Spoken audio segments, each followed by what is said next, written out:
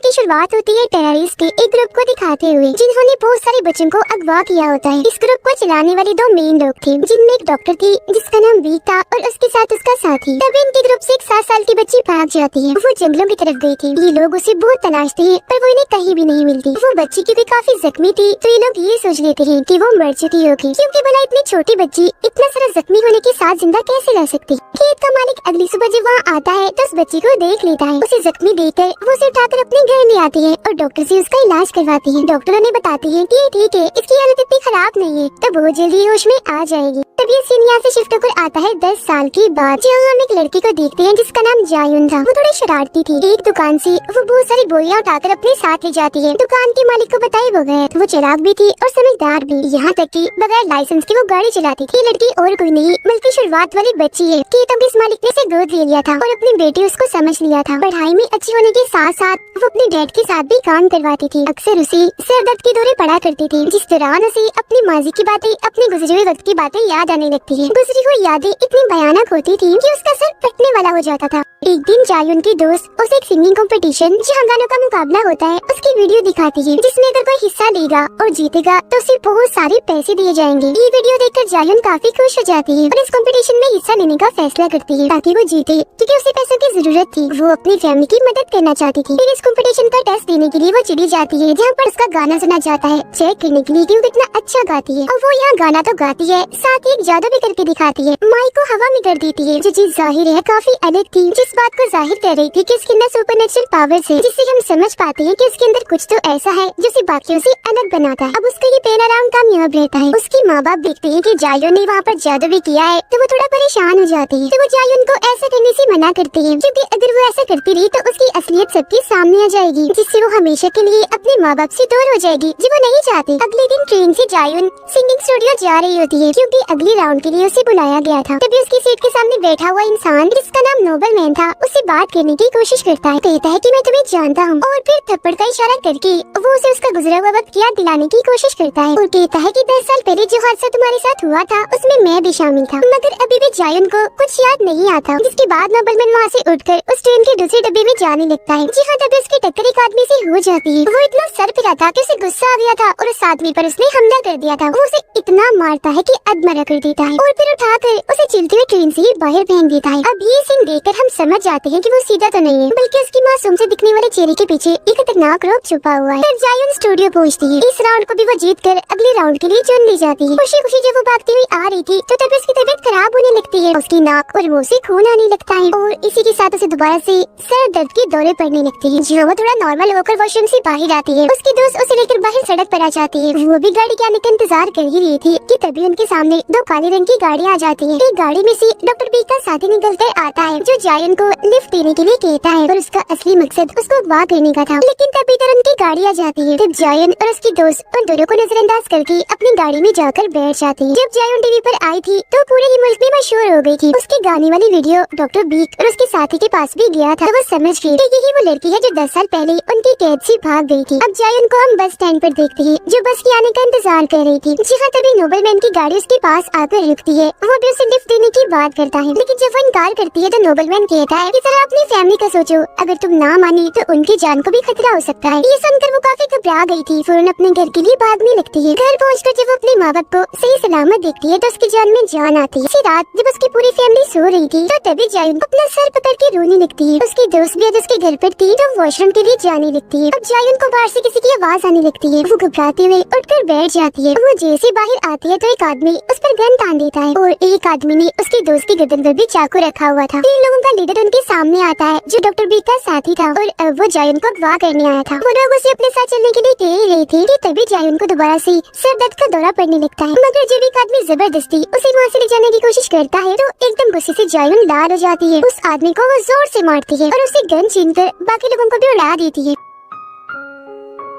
उसे यकीन नहीं आ रहा था खुद पर कि नॉर्मल होने के बावजूद भी मैंने ऐसा कैसे कर लिया। तभी यहाँ नोबल मैन और उसके साथी आ जाते हैं। वो उससे कहते हैं, मैंने तुम्हें कहा था ना कि मैं तुम्हें जानता हूँ, तुम इंसानों की तरह नॉर्मल नहीं हो बल्कि सबसे हट कर हो। यही वजह है कि मैं और वो लोग तुम्हारे पीछे पड़े हुए थे। अगर तुम मेरे साथ चली तो तुम्हारा ही फायदा है, तुम्हारी याददाश्त भी वापस आ जाएगी। जायुन चलने के लिए मान जाती है। वो उसे अपने साथ गाड़ी में बिठाकर एक रिसर्च लैब में लाते हैं, जहाँ उसकी मुलाकात होती है डॉक्टर बीक से। डॉक्टर बीक जैसे जायुन को देखती है काफी खुश हो जाती है और कहती है कि मुझे लगा था तुम मर गई हो, लेकिन जब तुमने टीवी पर आकर वो जादू किया तो मुझे यकीन आ गया कि तुम वही हो, और मेरी हिम्मत जो खत्म हो गई थी दोबारा से लौट आई। अभी भी उसे कुछ याद नहीं आ रहा था और उसकी नाक और मुंह से फिर से खून आने लगता है। डॉक्टर बीक जो दूसरे कमरे में बैठकर उससे बातें कर रही थी हंसने लगती है और अपने डॉक्टर को उसे इंजेक्शन लगाने का कहती है। तब वो ऐसे ही करता है और उसे इंजेक्शन लगा देता है। यह डॉक्टर बीक उसे बताती है कि असल में तुम इंसान के रूप में विच हो, चुड़ैल हो, और अब तुम्हें सब याद आ जाएगा। तुम्हें अपने गुजरे हुए वक्त और अपनी शक्तियों के बारे में भी पता चल जाएगा, यानी सुपर नेचुरल पावर्स के बारे में। लेकिन हाँ,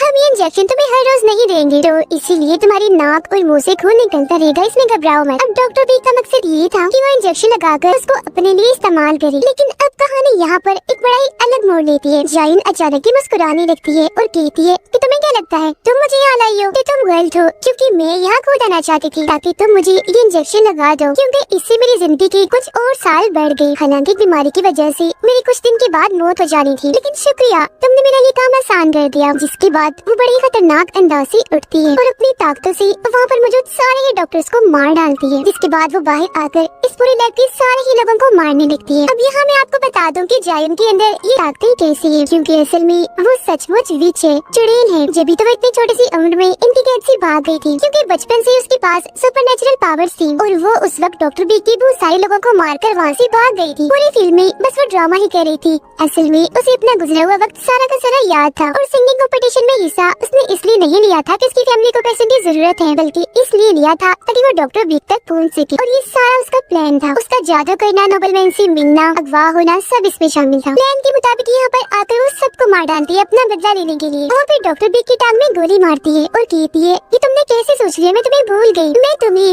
और उस दिन को कैसे भूल सकती हूँ जब तुमने मुझे दर्द दिया था, जिसमें हर रोज मैं तड़पा करती थी। वो उसे एक और गोली मारती है कि तभी यहाँ पर नोबलमैन आ जाता है, जो जायुन पर गन पॉइंट कर देता है। अब नोबलमैन भी जायुन जैसा एक बच्चा था जिसे डॉक्टर बीक ने अपने पास अगवा किया था, लेकिन उसके पास जायुन जैसी शक्तियाँ नहीं थी। यही वजह थी कि जायुन से वो जलता था, उसके पीछे पड़ा हुआ था। तभी इधर डॉक्टर बीक का साथी आता है जायुन के पास और उसे डॉक्टर बीक के इस साथी की हैवानियत के बारे में भी याद आ जाता है कि कितना बेरहम है। उस रात इसने मेरे साथ बहुत गलत किया था। इससे पहले कि वो उस पर हमला करता, जायुन उसे पकड़ लेती है और काफी बुरी तरह मारती है। वो उसके जिस्म को काफी मरोड़ती है, उसकी हड्डियाँ तोड़ देती है, जिससे आखिरकार उसकी मौत हो जाती है। अब सिर्फ दो लोग बचते हैं, जायुन और नोबलमैन, जहाँ इनकी भी काफी जबरदस्त किस्म की लड़ाई होती है। दोनों एक दूसरे पर भारी पड़ रहे थे, लेकिन बाद में आखिरकार जायुन उसे मार डालती है। मरते मरते वो नोबलमैन से हेडक्वार्टर मेन ऑफिस के बारे में पूछती है, जहाँ जाकर वो अपनी बीमारी का इलाज ढूंढ सकती है। जब वो उसे बता देता है तो जायुन उसे मार डालती है। फिर वो जाती है हॉस्पिटल अपने माँ बाप के पास, क्योंकि उसकी मदर की तबीयत काफी खराब थी। अब यहाँ जायुन के डैड उसे एक और सच्चाई बताते हैं कि उस दिन जब तुम मुझे जख्मी मिली थी तो मैं जान गया था कि तुम एक विच हो, क्योंकि तुम्हारे वहाँ आते ही फार्म के बहुत सारे जानवर मर गए थे। हालांकि मैं तुम्हें दूर भेजना चाहता था, पर तुम्हारी मॉम के कहने पर हमने तुम्हें रखा और अपने बच्चों की तरह पाला। ये कहकर वो दुखी हो जाती है। जायुन भी जज्बाती हो गई थी। फिर वो कहती है कि डैड फिलहाल तो मैं यहाँ से जा रही हूँ, लेकिन हाँ, मैं आपसे वादा करती हूँ कि वापस आकर जरूर मिलूंगी। इसके बाद वो हेडक्वार्टर मेन ऑफिस पहुँच रही थी। जो इस जगह को चला रही थी वो डॉक्टर बीक की हमशक्ल जुड़वा बहन थी। जायुन की तबाहियों से वो डरी हुई थी, तो इसीलिए वो उसे वैक्सीन दे ही देती है, जिससे जायुन की बीमारी ठीक हो जाएगी और वो मरने से भी बच जाएगी। अब यही एक और लड़की आती है, वो जायुन पर हमला करने लगती है, जिस पर वो उसे कहती है कि अगर तुमने मुझे हाथ भी लगाया तो मैं तुम्हारा सर उड़ा दूंगी।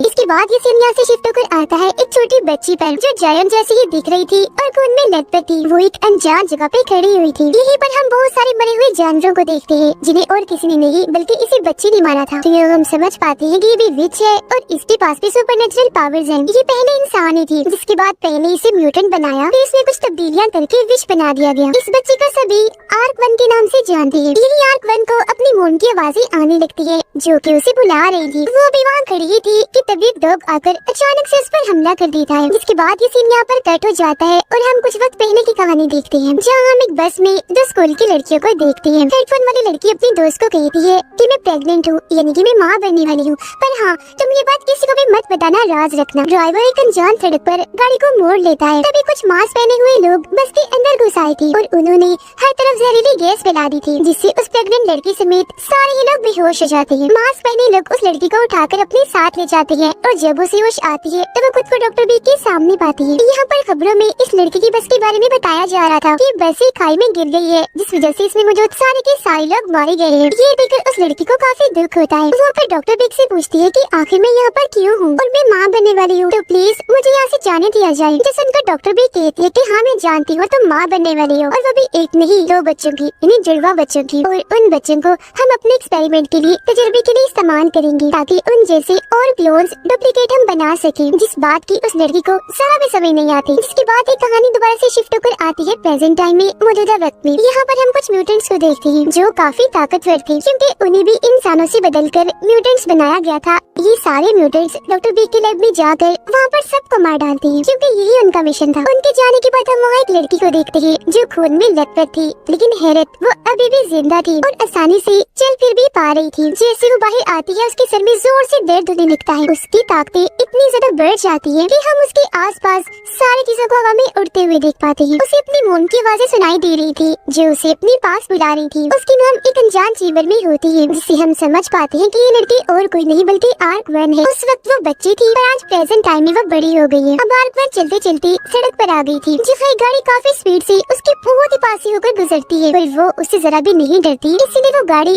आगे जाकर रुक जाती है। वो गाड़ी फिर दोबारा से पीछे आकर आर्क-1 के पास आके रुक जाती है। गाड़ी में बहुत सारे आदमी थे जो सारे गुंडे लग रहे थे। गुंडों का बॉस आर्क-1 से इसके बारे में पूछता तो है, पर वो कोई जवाब नहीं देती। वो फिर आर्क-1 को अगवा करके अपनी गाड़ी में बिठा लेता है, क्योंकि वो लोग एक लड़की जो बिजनेसमैन थी उसे अगवा करके अपने साथ ले जा रहे थे। और गुंडों के बॉस का मानना था कि अगर आर्क-1 ने हमारी गाड़ी देख ली है तो ये हमारे लिए मुसीबत बन सकती है। इसके लोग आर्क-1 को परेशान करने और उस लड़की को मारने लगते हैं, जिस वजह से आर्क-1 को इतना गुस्सा आ जाता है कि यहाँ पर उसे अपनी शक्तियों का इस्तेमाल करना ही पड़ता है। वो उन्हें एकदम से काफी बुरा मारने लगती है, उठा उठा कर एक एक करके उनको गाड़ी से बाहर फेंकती जा रही थी। किसी को सामने वाले शीशे से, किसी को दरवाजे से, तो किसी को पिछली साइड से, जिससे उनकी गाड़ी का एक्सीडेंट हो जाता है और सारे गुंडे मारे जाते हैं, सिवाय गुंडों के बॉस के, उस लड़की के और आर्क-1 के। ये बच गई थी। फिर आर्क-1 जब गुंडों के बॉस को मारने के लिए आगे बढ़ती है तो जमीन की मालिक उसे ऐसा करने से रोक देती है, तो वो ऐसे ही करती है, उसे नहीं मारती, छोड़ देती है। यहाँ हम जान पाते हैं कि गुंडों का बॉस जमीन की मालिक को जबरदस्ती अपने साथ क्यों ले जा रहा था, क्योंकि वो उसकी जमीनें खरीदना चाहता था, मगर जमीन की मालिक ऐसा करना नहीं चाहती थी। तो गुंडों का बॉस उसे इसीलिए ले जा रहा था ताकि उसे मार डाले। फिर जमीन की मालिक अपने अंकल को कॉल करती है ताकि वो यहाँ पर आए और उसे अपने साथ ले जाए। फिर जैसे उसकी अंकल यहाँ पर आते हैं, आर्क-1 को कुछ होने लगता है। उसकी तबीयत खराब हो गई थी, नाक और मुंह से खून आ रहा था, जिसके साथ ही वो बेहोश हो जाती है। इसी वजह से जमीन की मालिक आर्क-1 को भी गाड़ी में डालकर अपने साथ ले जाती है। फिर आकर हम देखते हैं कि उसकी अंकल एक डॉक्टर है। वो आर्क-1 के जिस्म से सारी गोलियां निकाल तो देती है, पर हम ये देखकर काफी हैरान रह जाते हैं कि उसके सारे के सारे जख्म अपने आप ही ठीक हो रहे हैं। उसके अंकल को लगता है कि शायद मैं शराब के नशे में हूँ, तो इसीलिए मुझे ऐसा नजर आ रहा है, ये सिर्फ मेरा वहम है। इसके बाद हम एक सोल्जर, एक फौजी लड़की को देखते हैं जो खून में लथपथ थी और उसके पास बहुत सारी लाशें पड़ी हुई थी, क्योंकि उसने एक रिसर्च लैब में घुसकर बहुत सारे म्यूटेंट्स को मार दिया होता है। यहाँ सोल्जर लड़की के साथ उसका साथी भी था। उनकी बातों से हम समझ पाते हैं कि ये दोनों भी डॉक्टर बी के लिए ही काम करते हैं और डॉक्टर बी के ही कहने पर इन्होंने बहुत सारे म्यूटेंट्स को मार दिया। इस सोल्जर लड़की को देखते हैं जो अपने हाथों से अपने जिस्म में घुसी गोली को निकाल रही थी। उसका जिस्म अचानक ही बदलने लगता है, जिससे हम समझ पाते हैं कि वो खुद भी एक म्यूटेंट है, उसका साथी भी म्यूटेंट है। इसी वजह से उसके सारे जख्म अपने आप ही ठीक होते जा रहे थे। डॉक्टर बिग से मिलने जाती है। वो उसे हुक्म देती है कि कैसे भी करके आर्क-1 को ढूंढो और उसे मार डालो, क्योंकि वो भाग चुकी है और वो तुम्हारे ही तरह एक खतरनाक म्यूटेंट है। फिर सोल्जर लड़की को एक डिवाइस देती है जिसकी मदद से वो आर्क-1 को ढूंढेगी, क्योंकि इन्होंने आर्क-1 के जिस्म में एक चिप लगाई हुई है ताकि ये उसे ट्रैक कर सके, ढूंढ सके। सोल्जर लड़की और उसका साथी जो वहाँ से जा रही थी, उन्हें महसूस होता है जैसे उनका कोई पीछा कर रहा है। तब सोल्जर का साथी गाड़ी रोककर उन लोगों से लड़ने लगता है। वो इस पर अपनी अपना काफी भारी हथियार फेंकती है, पर ये बड़ी आसानी से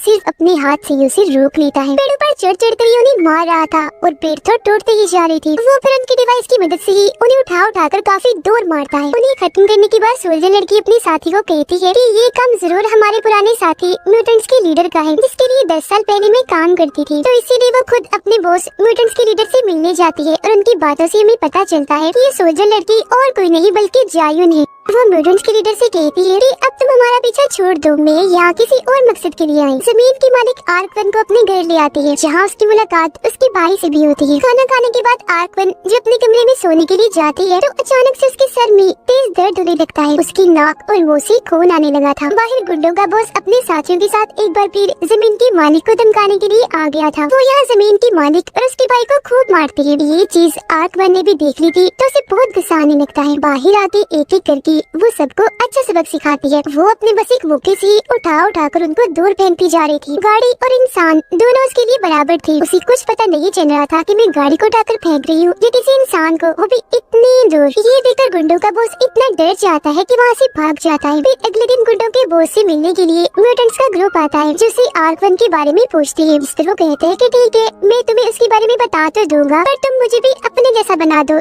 यानी कि म्यूटेंट। तो वो लोग उसकी बात मान जाते हैं। म्यूटेंट्स के लीडर उसे एक सीरम देती है खुद को लगाने के लिए, जिससे वो भी म्यूटेंट बन जाएगा। बदले में वो उन्हें आर्कवन के बारे में सब कुछ बता देता है। जमीन की मालिक अपने अंदर से मिलने के बाद घर जा ही रही थी कि तभी उससे मिलने जायुन और उसका साथी आते हैं। वो उसे बताते हैं कि तुमने जिस लड़की यानी आर्कवन को अपने घर में रखा हुआ है वो कोई इंसान नहीं है बल्कि एक म्यूटेंट है, एक विच है। वो जमीन की मालिक को धमकी देती है कि तुम उसे हमारे हवाले कर दो वरना हम तुम्हारे भाई को मार देंगे। अपने भाई की जान बचाने के लिए उसे मानना ही पड़ता है। अब प्लान के मुताबिक जायुन ने उसे कहा था कि रात होते ही अपने भाई को लेकर घर से निकल जाना, उसके बाद हम तुम्हारे घर आएंगे और आर्कवन को पकड़ लेंगे। लेकिन जब जमीन की मालिक घर पहुंचती है तो अपना इरादा बदल देती है। आर्कवन को वो वहाँ से जाने का इशारा करती है। तभी इधर गुंडों का बॉस आ जाता है, जो जमीन की मालिक को गोली मार देता है। उसका भाई आर्कवन को यहाँ से भागने का रास्ता दिखाकर खुद अपनी बहन को बचाने के लिए वापस चला जाता है। जमीन की मालिक ने जायुन की बात नहीं मानी थी, इसलिए उसे गुस्सा आ गया था और एक मिसाइल से जमीन की मालिक के घर को उड़ा देती है, ताकि